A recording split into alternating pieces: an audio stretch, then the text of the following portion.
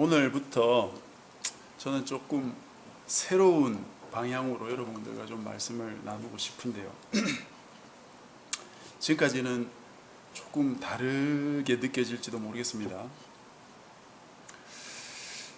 약간 다르게 여러분과 말씀을 나누고 싶은 이유와 목적은 함께 생각을 좀 해보자 하는 그런 취지입니다.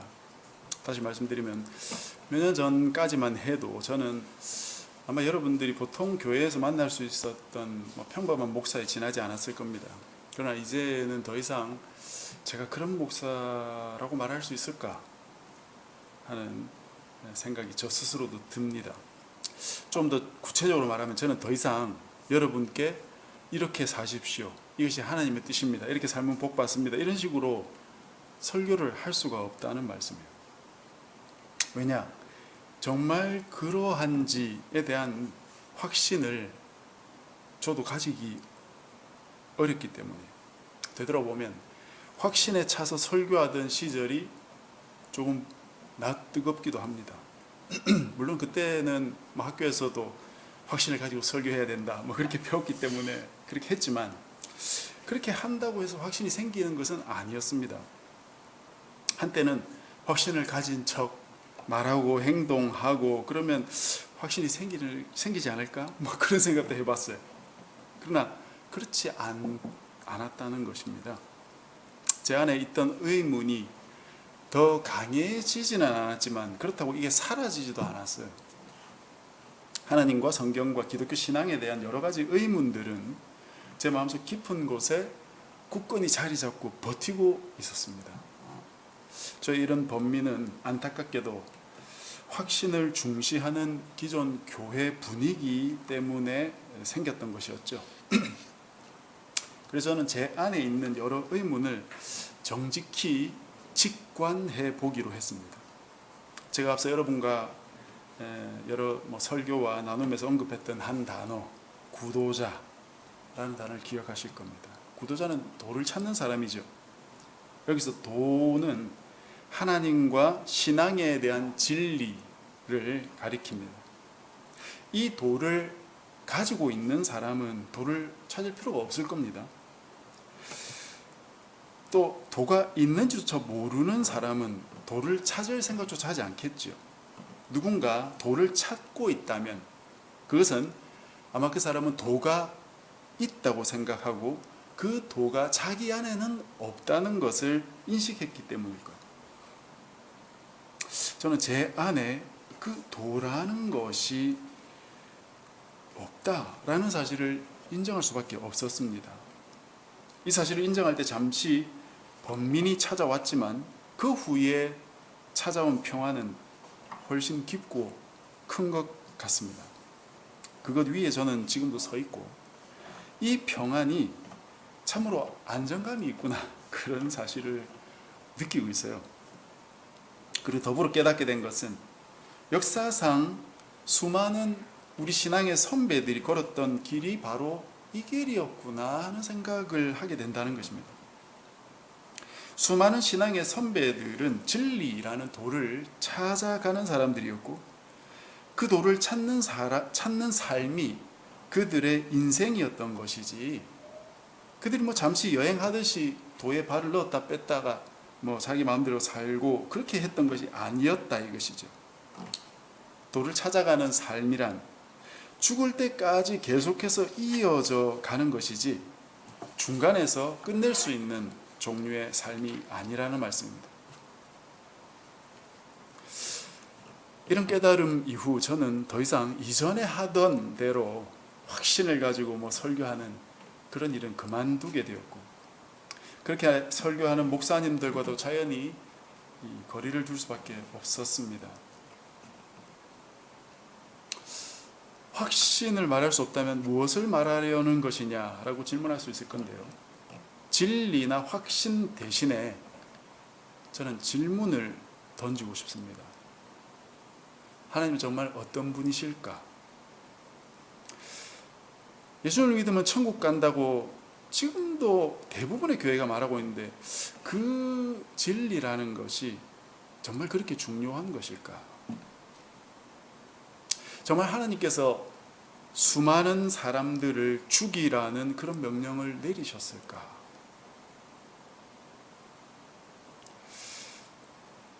등등 여러 가지 우리가 성경을 통해서 가질 수 있는 그런 질문들 말입니다.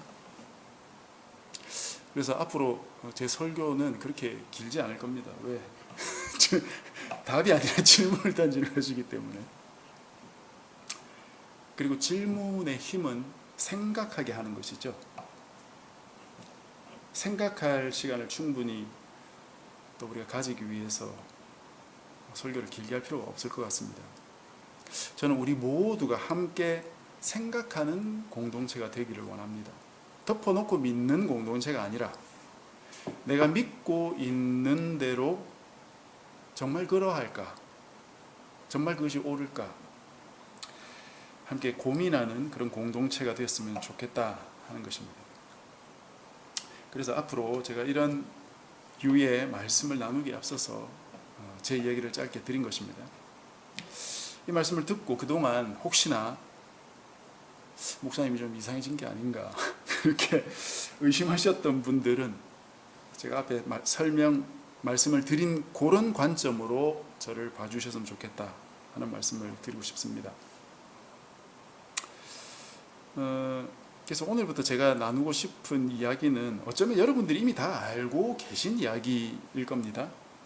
그런 이야기를 약간 다른 면에서 다시 한번 바라보자 하는 거죠. 약간 다른 면에서 보면, 즉 한 걸음 오른쪽이나 왼쪽으로 가서 내가 알고 있던 그 이야기들을 다시 생각해 보면 약간은 다른 메시지를 얼마든지 읽어낼 수 있다는 것이죠. 오늘은 그 첫 번째 시간으로 지금까지 제가 기독교 신앙에서 가장 중요시했던 부분, 그것을 서론격으로 조금 언급을 해보고 싶습니다.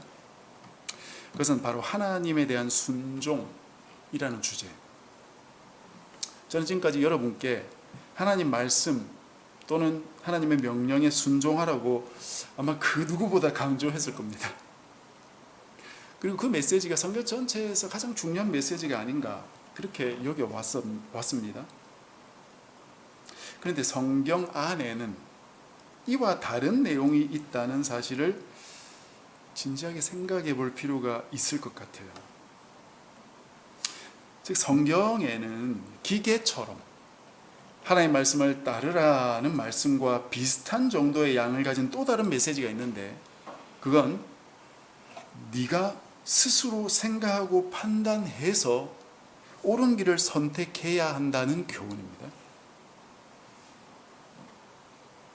즉 하나님께서 명시적으로 율법이나 교훈을 주시지 않은 부분에 대해서조차 때로 하나님은 도덕적인 책임을 물으시거든요. 예를 들어서 가인을 여러분 생각해 보십시오. 이 가인에 대해서는 다음 주에 제가 본격적으로 좀 말씀을 드릴 텐데, 가인은 성경에 따르면 첫 번째로 엄마의 임신을 통해 태어난 사람이죠. 그가 자기 동생 아벨을 죽인 인류의 첫 번째 살인자입니다. 그가 동생을 죽인 이후에 하나님으로부터 땅에서 저주받고 떠돌아다니게 되는 그런 형벌을 받았습니다. 문제는 그가 동생을 죽이기 전에 하나님으로부터 살인은 범죄다 하는, 살인하지 말라 하는 그 어떤 명령이나 율법을 받은 적은 없다는 사실이에요. 그런데도 가인은 하나님께 형벌을 받고 자신의 땅을 떠나게 됩니다. 이런 하나님의 행동, 하나님의 심판을 볼 때 우리는 하나님께서 명확한 계시를 주시기 이전이라도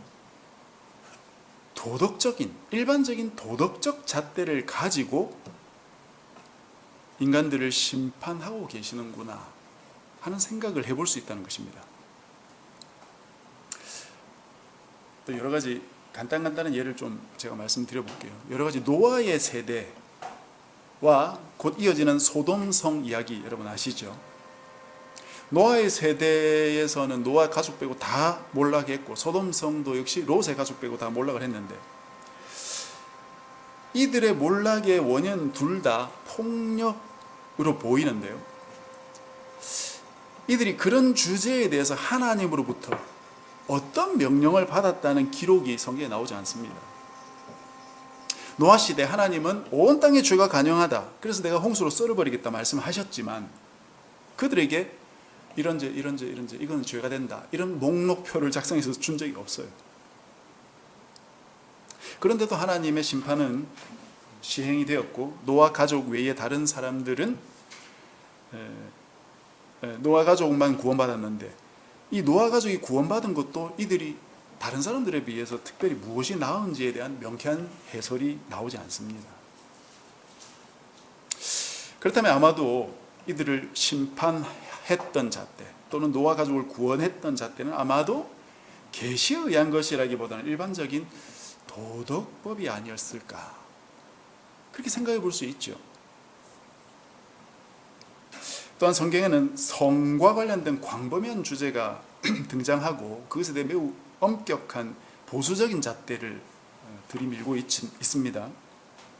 노아가 술에 취해가지고 옷을 벗고 잠자고 있었죠. 그때 그 모습을 본 그 아들 함이 그걸 형제들한테 가서 고자질 했는데, 그 고자질하는 행동이 특별한 명쾌한 이유 없이 죄로 간주되는 것처럼 보입니다. 역시 소돔성이 멸망할 때 롯의 가족은 그 성을 빠져나왔는데, 빠져나온 그 롯과 두 딸이 있었지 않습니까? 그 두 딸이 아버지께 술을 먹이고 임신을 했지 않습니까? 그 부분에 대해서 성경은 죄다 이렇게 말하지는 않지만 약간의 부정적인 눈초리를 보내고 있다는 것을 우리가 알 수 있습니다. 그 고대 사회에 이런 행위가 문제가 있음을 하나님의 명확한 계시가 없이 이 당시 사람, 그리고 이 성경 저자들은 어떻게 알았겠느냐 하는 것이에요. 이웃을 강간하는 것에 대해서도 마찬가지입니다. 야곱이 삼촌 라반의 집을 거기서 오랫동안 마치 노예처럼 그렇게 일하다가 돌아오지요. 돌아오는 길에 자기 딸 디나가 세겜이라는 곳에서 그 세겜에게 강간을 당한, 그때 그것을 굉장히 치욕스럽게 느끼고 야곱의 아들들이 그들에게 가서 뭐라고 합니까? 너희들이 다 할례받지 않으면 우리는 서로 결혼하지 못한다. 할례받으라. 그래가지고 할례 다 해놓고 제일 고통이 심할 3일날 가서 다 죽여버리지 않았습니까? 그런 사건이 벌어진 것을 볼 때 사랑한다고 해도 그냥 강간을 저지른 일은 잘못이다 하는 그런 메시지를 우리가 읽어낼 수 있지 않습니까?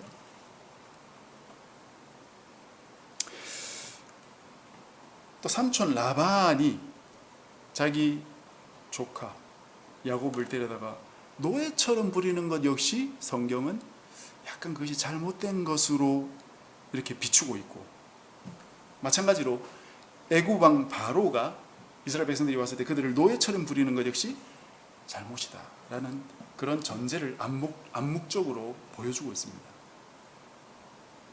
지금까지 말씀드린 여러 가지 예에서 알 수 있듯이 이 모든 일들은 하나님께서 그 일에 대한 어떠한 명확한 명령이나 지시를 주시기 이전에 행해진 하나님의 심판들입니다. 그러니까 이런 심판들의 잣대는 도덕법일 수밖에 없고, 하나님은 인간들이 일반적인 도덕에 비추어서 네 스스로 판단하고 행동해라 하는 그걸 기대하고 계셨다라고 우리가 추측해 볼 수 있다 이것이죠. 그렇다면 우리가 알다시피 모세오경을 통해서 하나님의 명확한 지시와 명령이 이제 주어지지 않았습니까? 그 이후는 어땠을까?